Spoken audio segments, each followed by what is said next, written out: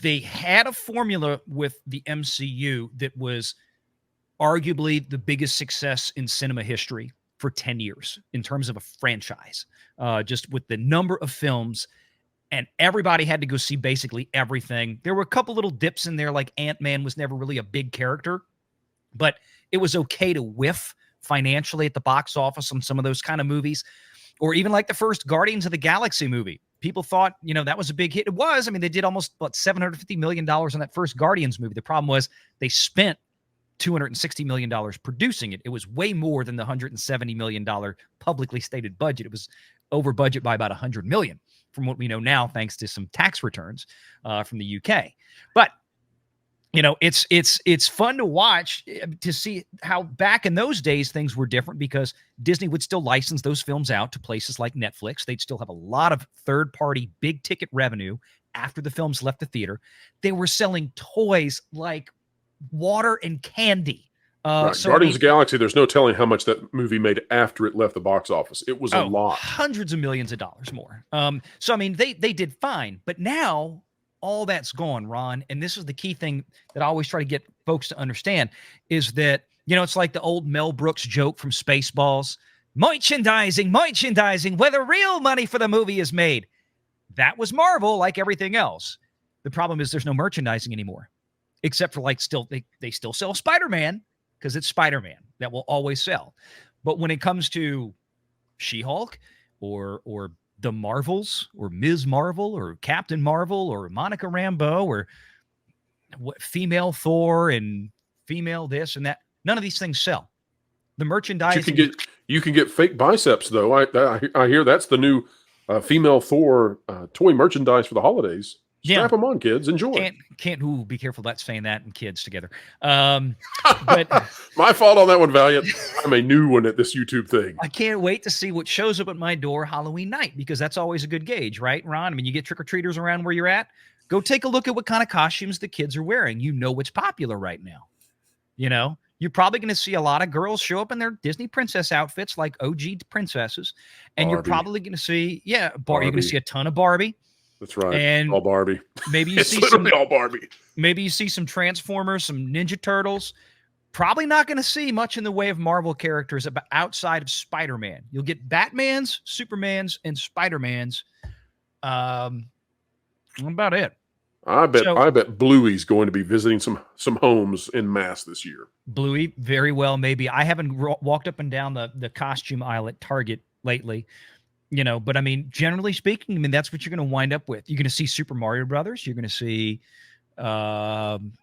things like that. You'll see some popular video game stuff. Like there's always kids dressed up in the Halo outfits and stuff like this. But think back. My point, Ron, is this. Think back 10 years ago. How many kids did you see show up at your door if you got trick-or-treaters where you live that were wearing Iron Man, Captain America, Thor? Every kid was dressed up as an MCU Avenger superhero. And that went on for years. That went on 4, 5, 6, 7 years in a row. You knew what backpacks they were buying, what bed sheets they were buying. You knew what they were, what kind of lunch boxes they were buying and stuff like this. That's all gone. And they're riding this wave on DEI going, well, we're going to expand into audiences. And like I said the other day, they keep remaking this stuff for modern audiences, and the modern audiences never materialize. They never do. And they're still going down this road. So what you think on that one? Who are you asking? Or on Ron. What do I think? Uh-huh. I think you're right. I didn't know if you wanted to add to that one. No, I mean, listen, it's all about drawing down the equity. Mm-hmm. That, like I said, when we use certain terms over and over again. We talk about franchises. A franchise is supposed to pay out forever. And unless you, so look, one of the key components of a franchise in law, and you franchise a McDonald's, you buy a franchise, is quality control by the franchisor, by the originator of the brand.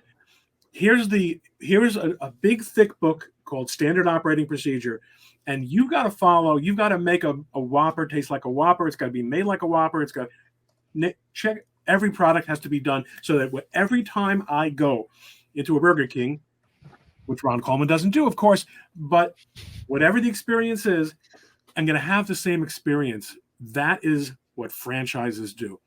When you throw the standard operating procedure out the window, you're not only demonstrating your contempt for your customer and for your product, you're destroying the value of the franchise and, in fact, of the trademark itself. If someone ever is accused of infringing a trademark, sometimes in order to settle it, one side will say, well, look, why don't we enter into a license? And the answer, if the trademark is being managed well, is I don't want to enter into a license with you because you're not interested in having me managing quality control for what you put out. So it's not just a matter of paying me. You need to do it right. Mm-hmm. They forgot that you need to do it right. You talk about merchandising. That's what it's all about. Oh, sure. The toys are true to life, but the figures and the narratives and the traditions that they are letting children take home as toys are not. Mm-hmm. So there goes your franchise and there goes your equity. And that's what we're talking about. I think it's a great comparison. And I see some people, talking about it's a brand, not a franchise. Well, no. It's the comparison that was relevant. What he's saying about quality control is exactly right. We started out with people had a certain expectation of quality of product from Disney at the large scale, but then also Marvel, one step down the scale. And we got that. And the audience rewarded Disney and Marvel for that consistency of quality in the product. And then, again, a lot of us kind of expected after Endgame in 2019, everything was going to go south. And that was going to be that. That was before we knew anything about a pandemic or anything. You could kind of see the writing on the wall. Sure enough, it did. The audience has responded in fashion to be, just we're leaving. We're done. And people still want to complain about, well, behavioral habits have changed about going to movies and all this. I'm like, yeah, that's all well and good. But when you still get films that do $1.5 billion like Top Gun Maverick or $1.8 billion like Spider-Man No Way Home from Sony, or you get $1.3 billion from Super Mario Brothers, 900 million or whatever from Oppenheimer, $1.5 billion from Barbie. I mean, we've had, and Avatar did $2 billion again. Again, Disney doesn't make Avatar. They just happen to be blessed with the distribution contract that they spent $70 billion to buy from Fox. That's like the only thing apparently Disney has used from Fox to this point. So my point is that the audience appetite to go see good movies in the theater is still out there. It's just that when you make crappy movies, people talk about superhero fatigue, Ron, and I don't understand that because I don't think there's superhero fatigue. If another Spider-Man movie comes out next month, it's going to make $1 billion, provided that it's at least at that same quality level. So it's not a superhero fatigue issue. It's a crappy movie fatigue issue. And most of these superhero movies, and it goes for DC as well. Look at The Flash. Aquaman 2 is probably going to be awful. Everything that DC's put out to this point has tanked in the box office because it looks like more of the same. And you got to switch things up every once in a while. McDonald's has got to pull out the McRib every once in a while, I guess, or whatever, as a comparison.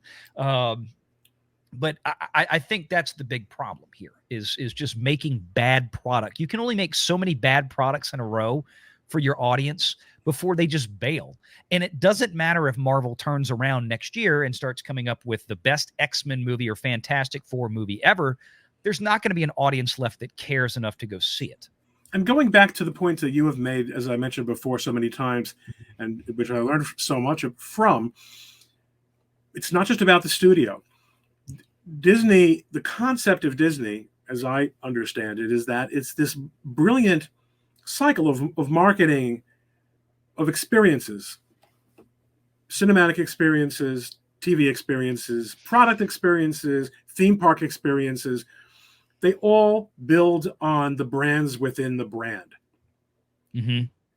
That requires phenomenal respect and dedication to protecting the integrity of those brands, because not just that brand is at risk of failing, but the entire, and I mean, again, even building out these cinematic universes for entire lines of comics, Marvel, okay? Mm-hmm. By bring, you know, it's a little bit like Major League Baseball. When I was a kid, okay, the only time American League and National League teams played each other was in the World Series. Right. That made the World Series very exciting. Yep. Now it's a lot less exciting. Okay. They financially, they've pulled it off. It's because they had Major League Baseball is much, much smarter about managing its brand than Disney is. Disney is